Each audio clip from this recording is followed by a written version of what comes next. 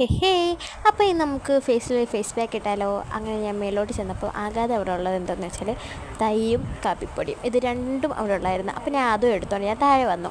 എന്നിട്ട് ഞാൻ അതിനകത്തോട്ട് കുറച്ച് കസ്തൂരിമഞ്ഞൾ കൂടെ ആഡ് ആക്കി കേട്ടോ. ഞാൻ എന്ത് ഫേസ് പാക്ക് ഇട്ടാലും ഞാൻ അതിനകത്ത് കുറച്ച് കസ്തൂരിമഞ്ഞളും കൂടെ ആഡ് ആക്കും. എൻ്റെ ഫേസിൽ പെട്ടെന്ന് കുരു വരുന്ന ടൈപ്പ് ആയതുകൊണ്ട് ഞാൻ കസ്തൂരിമഞ്ഞളും കൂടെ ആഡ് ആകും കേട്ടോ.